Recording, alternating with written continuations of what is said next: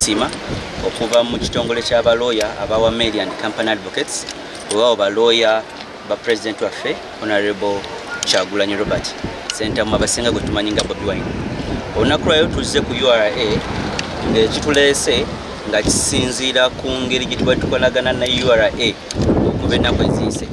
Abasinga twakitegeerako nti kasita abantu baagulira emmotoka etayitamu masasi oba kikompola kyonna ne tugigula omukulembeze waffe oba abantu bagigula omukulembeze waffe Bobi Wine Kyagulanyi, URA yavaayo n'egamba tulina ogitwala, tulina ogizzaayo oluvannyuma ne tugenda mu kkooti.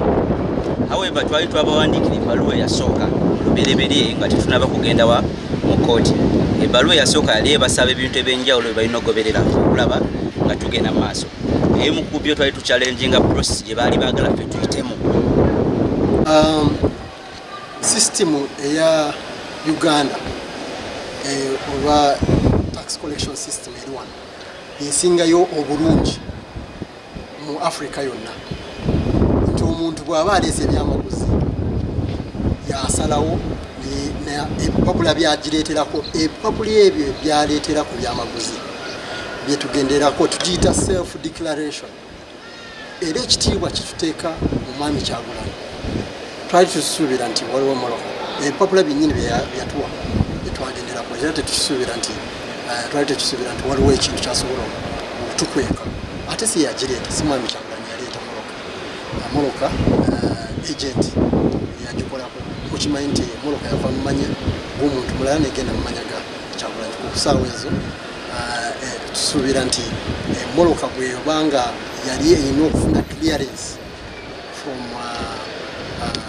other bodies yali erina okugifuna esaawa ezo. Kati ffe ku URA tukosa self declaration system.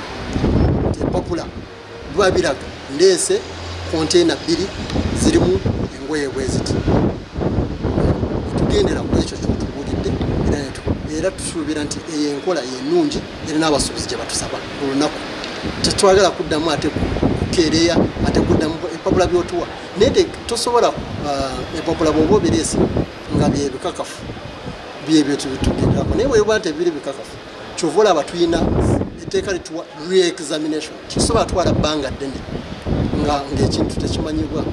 So re-examination eyo kyova olaba omuzungu omuntu yenna yakola etteeka eryo mu nsi yonna mu customs etteeka lya re-examination re-verification si Uganda yokka weriri mu Africa because ffe amateeka gatufuga ga World Customs Organizations. So jasanga nti re-verification ne re-examination of goods mu mateeka mwekiri era kikirizibwa.